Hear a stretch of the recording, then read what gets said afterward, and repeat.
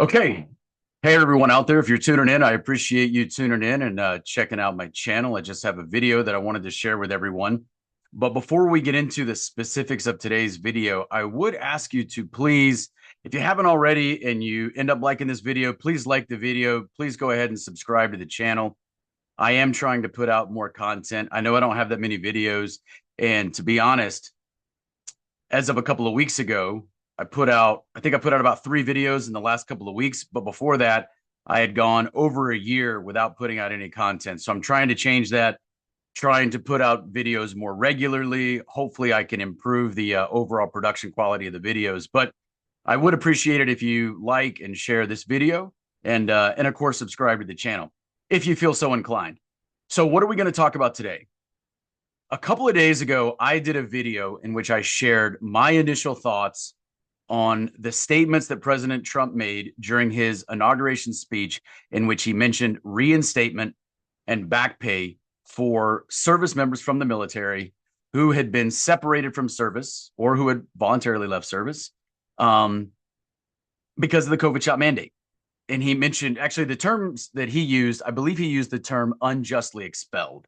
So maybe that's slightly ambiguous as to whether or not that's just those who were involuntarily kicked out or those who left of their own accord. Regardless, he made some statements about that. I put out a video in which I shared some of my initial thoughts on that. Well, since then, we have had the actual executive order come out. It has been published. So I wanted to basically make a follow-up video, give you some of my additional thoughts as it pertains to the actual wording of the executive order. So I'm going to tell you what I think. I'm going to give you my opinion. So who am I? At the end of the day, I'm just some dude. So if you agree with what I say, great. If you don't agree, if you have a slightly different take on it, if you have found something that I have missed, then all good. Please, I'm just some guy. So now, I mean, I'm one of the individuals who was affected by the COVID shot mandate. So I feel like I have a little bit of a personal investment in this. Like that's true. But other than that, I'm not saying that my interpretation is necessarily any more valid than anyone else's. And if you listen to other people and they have a different take on it, great. If you disagree with the way in which I read the executive order, that's cool. Let me know in the comments. If you guys think I missed something, let me know in the comments. Or if you agree with my take on it, also let me know in the comments. I will read through those.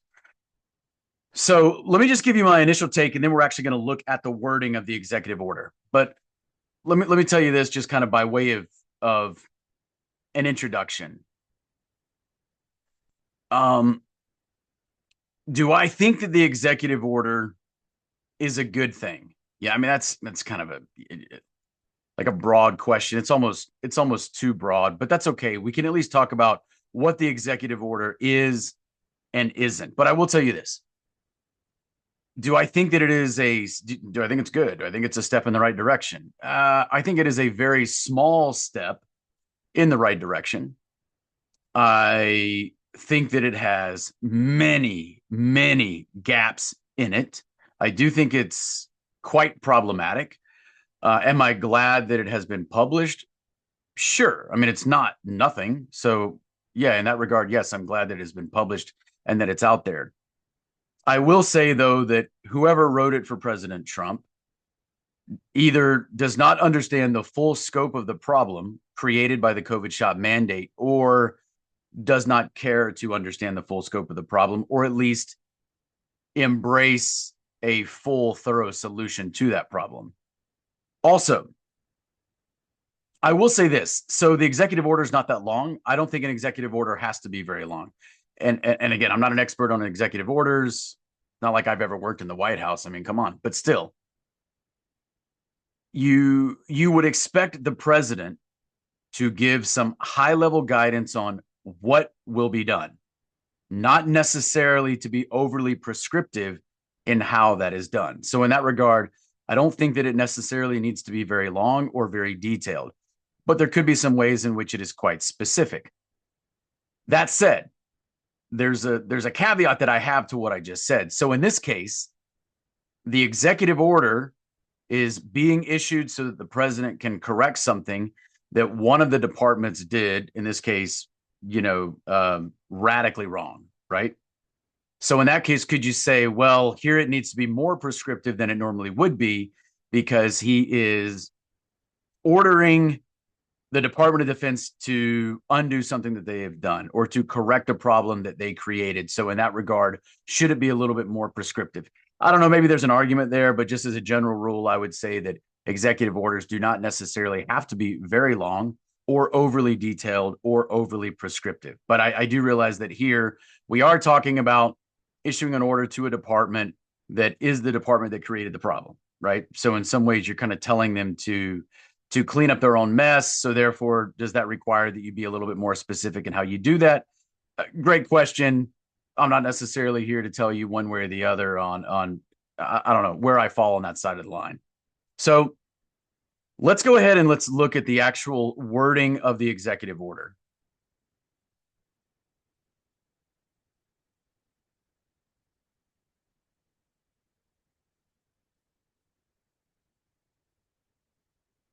Okay, so hopefully you can see this here. This is just, I'll put the URL so that everyone can find this, but this is the actual the executive order itself. We're not going to read the whole thing, but we are going to read through a portion of it, and we are going to pay specific attention to some of the words. That's true. All right, I'm gonna put on my glasses here. If you can't be smart, at least look smart, right? Okay, so all right, so what is this? Reinstating service members discharged under the military's COVID-19 vaccination mandate. At the bottom, it says executive order. It is dated January 27th, 2025. Today, by the way, is January 30th. So this came out 3 days ago. Okay, so the first paragraph says, and I am going to read this, by the authority vested in me as president by the Constitution and the laws of the United States of America, it is hereby ordered, Section 1, Purpose and Policy. On August 24th, 2021, the Secretary of Defense mandated that all service members receive the COVID-19 vaccine. The Secretary of Defense later rescinded the mandate on January 10th, 2023. The vaccine mandate was an unfair, overbroad, and completely unnecessary burden on service members. Further, the military unjustly discharged those who refused the vaccine, regardless of the years of service given to our nation, after failing to grant many of them an exemption that they should have received. Federal government redress of any wrongful dismissals is overdue. So if you're actually watching this video as opposed to just listening to it, you will see that I highlighted a couple of the keywords in Section 1. I'm going to repeat those. So this executive order in Section 1 does characterize the vaccine mandate. I don't call it a vaccine. I realize it's called a vaccine in this executive order. We're not going to go it's not a topic we're going to address tonight. But so the vaccine mandate in this executive order is characterized as unfair, overbroad, and completely unnecessary. It is a completely unnecessary burden on service members. All right. There's some other key wording here. This executive order in this section says the military unjustly discharged those who refuse the vaccine. And then later on, it says, federal government redress, that's important, of any wrongful dismissals. So I think all that there is very key wording. And I like all that wording. With one enormous caveat. There is a word there that is missing. It is conspicuously absent. And that word is unlawful or illegal, but neither one of those are there. And to me, that's not an oversight. I have to assume that's deliberate. If you believe that the mandate is unlawful, and I and many others do, we believe that it was unequivocally unlawful, then you would put that word here. You would not fail to characterize the mandate in this first section as being unlawful. So I think that is an enormous gap that the mandate is not referred to as being unlawful in that section. Let's move on to section 2. So again, so there's some words I like. I do not like that it is not called unlawful. Section 2, redress. Consistent with the policies announced in section 1 of this order, the Secretary of Defense or the Secretary of Homeland Security, as appropriate, shall take all necessary action permitted by law 2. And now I'm going to read the subsections associated with section 2. If you're asking yourself, why is the Secretary of Homeland Security mentioned? Remember that the Coast Guard belongs to the Department of Homeland Security during peacetime, and then DOD during times of war. But anyway, that's why both are mentioned here, both secretaries of those departments. Okay, so that was section 2. I'm going to read 3 subsections of section 2. And I would say that this is the heart of the executive order. Subsection A, make reinstatement available to all members of the military, active and reserve, who were discharged solely for refusal to receive the COVID-19 vaccine and who request to be reinstated. All right, let's stop right there. So subsection A says that reinstatement must be made available to all members of the military, active and reserve, who were discharged. Why were they discharged? Solely for the refusal of the COVID-19 vaccine. So what we're saying here is, hey, we're not talking about people who had some other reason for why they may have been discharged. We're talking about those that were discharged exclusively because of their refusal of the COVID-19 vaccine and who request to be reinstated. So what we learn in this subsection is that if you want to be reinstated, you are going to have to request to be reinstated. Well, what's the process for that request? That we don't know. Now, I'm not saying the executive order should spell out what that process is, but it does mean when DOD comes up with their actual plan for implementation, they're going to have to spell out what the process is by which the former service member would request to be reinstated. Let's move on to subsection B. Enable those service members reinstated under this section to revert to their former rank and receive full back pay, benefits, bonus payments, or compensation. And, all right, I'm going to stop right there before we move to subsection C. So what does this tell us? This subsection tells us that those members who are reinstated, now remember, to be reinstated according to this executive order, you must request reinstatement.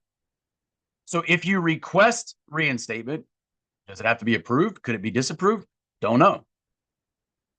But if you request reinstatement, and I mean, if you have to be approved, then if you're approved, then you would revert to your former rank and you would receive back pay, benefits, bonus payments, compensation.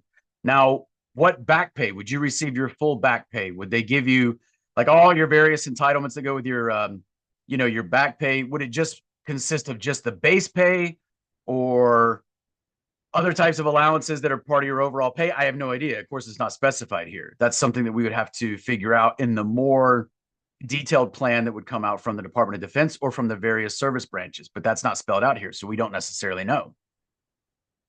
Would you be credited with time served? Again, it's not declared specifically here. If we're talking about back pay, to me, that implies that you would be credited with time served for the gap between the time in which you were discharged and now. Otherwise, why would you be receiving back pay? So to me, back pay kind of implies that you would be credited for the time served between the moment you were discharged and the moment you were reinstated, but that's not explicitly stated here. So I mean, we don't necessarily know, right? Okay. Subsection C. Allow any service members who provide a written and sworn attestation that they voluntarily left the service or allowed their service to lapse according to appropriate procedures rather than be vaccinated under the vaccine mandate to return to service with no impact on their service status, rank, or pay. All right. This is an important subsection because now we see that the executive order is talking about 2 groups of people. There's a group of people, and this is important because a lot of people don't necessarily make this distinction, and this executive order at least appears to make the distinction. So many people in the media or in the government, they talk about this number of 8,400, and they say that 8,400 people were forced out because of the COVID shot mandate. And many of us, we say, no, that's not true. The number is much, much higher, depending on how you want to define forced out. But we say the military lost far more than 8,400 people because of the COVID shot mandate. Yes, there is a number of people who were involuntarily separated from service. That may be 8,400. But there are many, many more people who resigned or who were already at the point where they could retire and they chose to retire, but otherwise they might have served another 10 years. Think about somebody who is at 20 or 21 years of service. The COVID shot mandate came out. They chose to retire. But if it were not for that mandate, they might have served until they hit 30 years. So the military still lost a decade from that individual who otherwise would have served. But that person would not be included in that 8,400 number. Those who resigned, I resigned. Those who resigned are not included in that 8,400 number. Why? Because technically, if you resigned, you left voluntarily. You were not involuntarily separated. Now we can quibble with that, but that's my point. That's my point. So individuals like myself who resigned are not included in that very narrowly defined 8,400 number. Individuals who were at, I don't know, 8 years of service, 9 years of service, whatever. But let's say they were kind of nearing that halfway point. They had decided that they were going to serve for 20 years, but maybe, weren't under an indefinite contract yet or anything. And so they could leave service. And they said, you know what? I'm just going to leave the service. Like I'm not going to continue to serve any longer because I'm not going to go along with this COVID shot mandate. But if it were not for the mandate, they might have served another 10 or 10 plus years. But those individuals, because they left voluntarily, technically, they are not included in that 8,400 number. That's why so many people say the number is probably more like 80,000 or 100,000. So that's why it is important that we understand the language here in subsection C, because subsection C says any service members who provide a written and sworn attestation that they voluntarily left the service or allowed their service to lapse according to appropriate procedures rather than be vaccinated under the vaccine mandate. So that would be me. So I appreciate that language is included here in this executive order. Here's where it gets very tricky. So if you fall up under subsection C and you seek reinstatement, you can return to service. But it actually says you can return to service. Are you being reinstated? Now, it does say return to service with no impact on their service status, rank, or pay. Is that reinstatement? Is that the exact same thing as reinstatement? It does not use the word reinstatement. I don't know. I'm not a lawyer. I'm not an expert in this exact language. I don't know. But I do know that it does not say reinstatement in that subsection that deals with those who voluntarily left the service. It also does not mention back pay. It does say you will return to service with no impact on your service status, rank, or pay, as in the pay that you would be receiving once you were back in service, but it does not mention back pay. So if you were one of the individuals who resigned or who retired early, but you want to go back for the time that you've been out from the day that you exited the military until now, would you receive back pay as is guaranteed to the other group, those who are involuntarily discharged? I don't know. It does not explicitly say that you would, but here's where it gets really tricky. And this is why it's important that we read this stuff closely. If you look at subsection B, and if you're watching this, then you can look at what I'm about to show. I think this word here is very interesting. And this is just the way that I read this. I'm not Mr. Legal Eagle here. I'm just telling you the way that I read this, okay? So in subsection B, it uses the word section. Well, section is this. This is the section. This is the section, all of section 2. Okay? This is not a section, it's a subsection. It's subsection A. So when subsection B says, or paragraph B, I keep saying subsection, I don't know, maybe you'd call that paragraph. I don't know, but I do know this is not a section. But where it says here, enable those service members reinstated under this section, then my question is, well, aren't you referring to this section 2 as opposed to just subsection or paragraph A? What am I getting at? Because I realize this is probably a little bit confusing. What I'm saying is that here it says enable those service members reinstated under this section to revert to their former rank and receive full back pay, benefits, bonus payments, or compensation. So my question is, and I don't know the answer, but the way I read this, when it says under this section, in my mind, it's saying enable those service members reinstated under all of this, that they would receive back pay. So if that's the way you read it, then individuals that are referred to here in subsection or paragraph C are still part of section 2 and therefore would revert to their former rank and receive full back pay. But again, it's confusing because I feel like if you wanted to write this more explicitly where there was less confusion, then you would write it more explicitly where there is less confusion. And I just feel like you would flip-flop these two subsections or paragraphs. You would flip-flop them so that then if you were to read this down here, then I feel like it would be just easier to understand that it refers to both groups, those that were involuntarily discharged and those that voluntarily left the service of their own accord. The way it is, I feel like there's some ambiguity of interpretation. Now, was that deliberate? I don't know, but I do think that if they were trying to be less confusing, they could have been. Now, we'll know once DoD's implementation plan is published because I'm sure it will be far more specific. So anyway, that's kind of what I wanted to go through today. I don't necessarily want to read these other sections here. I think we've read the most important part.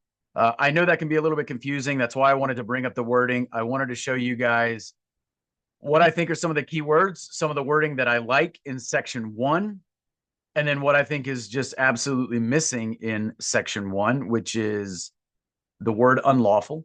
It's not there. I think it should be. I think the mandate was unlawful. And I think that if we truly wanted to move forward, then I think we have to collectively acknowledge that it was unlawful. The other thing here is we're talking about a group of people that was involuntarily discharged. We don't necessarily specify here what they have to do to be reinstated, but we do see that they have to request it. We don't know what that process is. We'll have to wait for DoD's plan. We also see that there is mention of those who voluntarily left the service. That's a good thing. We don't necessarily know whether they will be offered the same benefits, such as full back pay for reinstatement. What's their process? Is their process going to be different to return to service? Are they going to be reinstated? Is there a difference between return to service and reinstatement? Don't exactly know. I'm not here to say one way or the other. Are they going to receive back pay? Again, I feel like there's some ambiguity of interpretation there, but I will tell you, when I read this word section, I mean, words have meanings. In documents like this, words have meanings. And to me, section doesn't refer to subsection or paragraph A. It refers to section 2, as I've said multiple times. What's not mentioned here? There's no mention of accountability.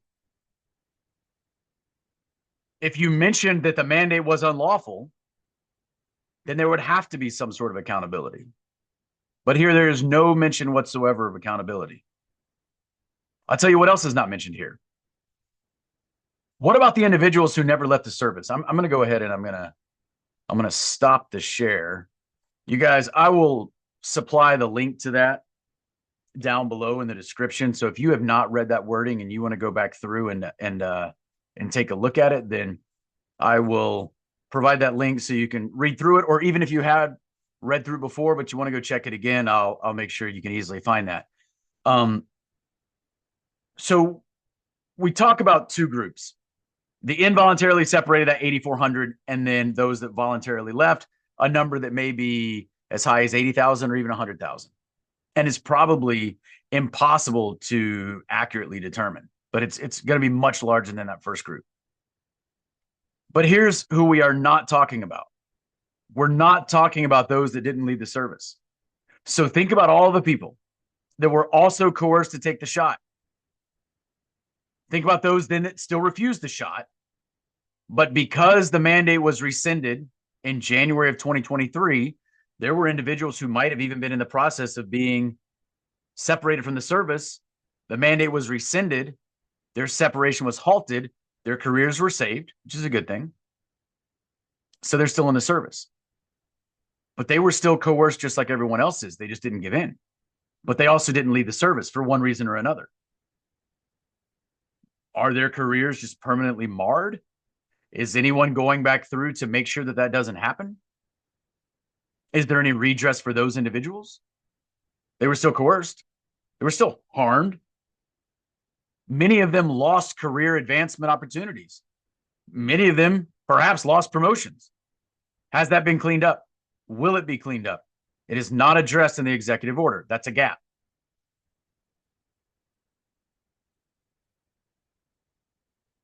But there are others. Think about the others that were also coerced, but those that took the shot. They didn't want to take it. They were coerced. The mandate came out. They took the shot. Of that group, some of them are injured. In fact, some of them are so injured that they now are no longer medically fit to serve in the military. Imagine the irony. They took the shot, ostensibly to be safe, right? We have to do this for military readiness. And now you have individuals who were very healthy, very fit, took the shot, and now are no longer medically fit to perform their military duties. What about those individuals? What about the individuals who did not want to take the shot? They were coerced into taking the shot. They gave in. They took the shot. Up to this moment, maybe they have not presented with any physical infirmities or afflictions due to the shot, and we certainly hope that they don't. But that doesn't mean that they were not subjected to coercion, much of it unlawful. They were harmed. What is their avenue for redress? That is not mentioned in the executive order.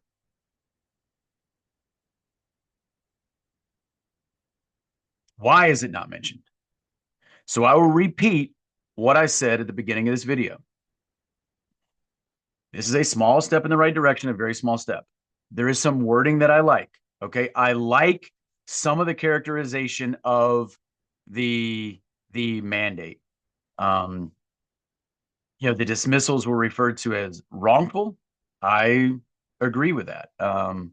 It was referred to as overbroad. It was referred to as completely unnecessary. It was referred to as unfair. I agree with that. It mentions the need for federal redress. I agree with all that. But the fact that the word unlawful is missing, in my mind, it has to be a deliberate omission. Okay. And so we have a problem here. And if it wasn't a deliberate omission, it was still a monumentally significant omission, which means that whoever wrote this for the president either does not understand the full scope of the problem at all, or doesn't care to understand the full scope of the problem, or maybe does and doesn't necessarily care to offer comprehensive remedies. But we must understand and acknowledge the full scope of the problem if we are going to try and provide as complete a remedy as we can. There's no way to offer full restoration. There's no way. But you try and offer as much as you can, as far as you can. So anyway, so we're left with a lot of questions. Some of those I mentioned, I'll just kind of rehash some of these, but what is the process to be reinstated? Are you going to have to reinitiate a new contract? Don't know. And I'm not saying the executive order should spell all that out. I don't necessarily know that the executive order has to be that prescriptive, but we got to wait for DOD's implementation plan. Are they going to put so many obstacles to reinstatement to ensure that very few people take the government up on it? I don't know. I mean, I'm just asking the question. Is there going to be just so much red tape to where it just becomes prohibitively costly in terms of time or in terms of kind of the benefits that you would receive? Are they going to do that to make sure that very few people take the government up on this offer? I don't know, but these are things that we need to think through, and people are not thinking through them, because at the moment that Trump made statements about reinstatement and back pay in his inauguration speech, my phone started blowing up. People with no context just texting me, congratulations, with no context. And I wasn't watching the inauguration hearing. Why would I watch that? But my phone's being blown up, and I'm like, why are people texting me congratulations? And I mean, it was multiple people. And then finally I put two and two together. Okay, I got it.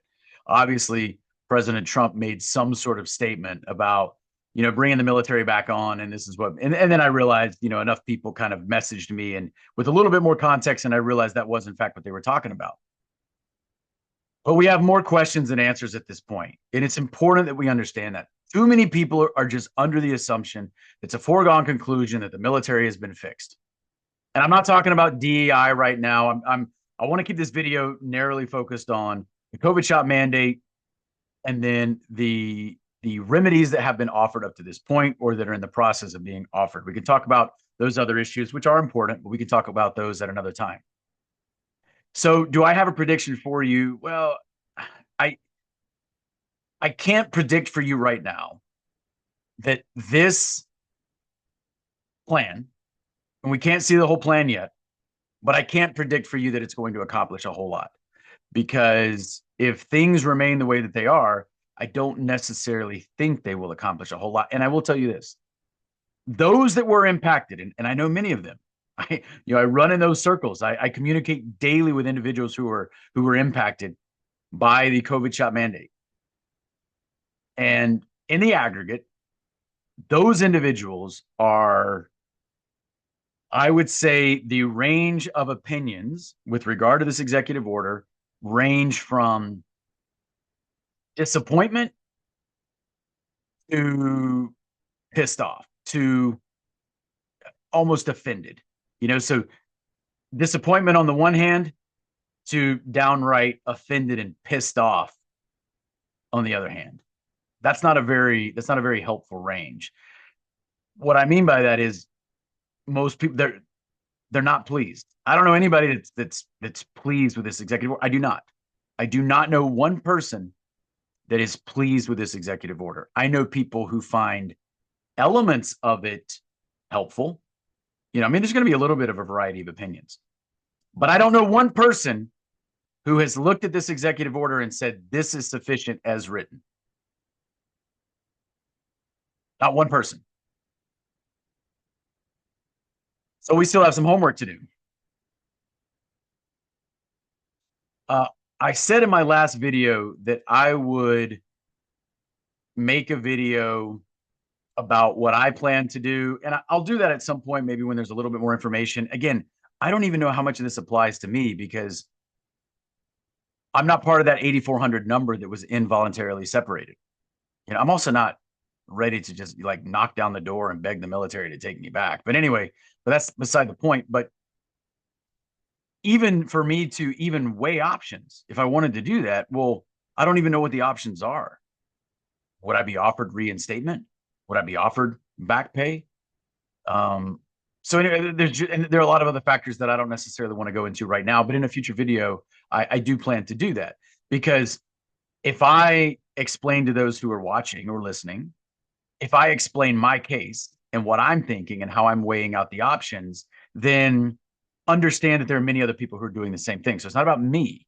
It's not about what happened to me or my career. I'm not saying I'm any more important than anybody else. It's just using myself as representative of many other people that are also having to go through the same process. So if I explain to you just what I'm thinking or the options that I'm weighing, then you can understand that there are perhaps tens of thousands of people out there that are having to make similar decisions.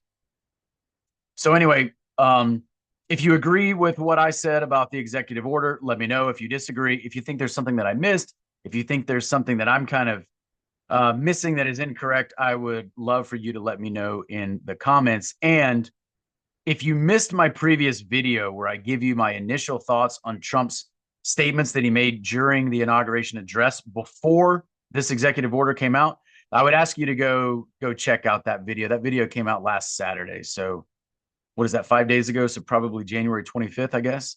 Um, I would say go check that video out as well.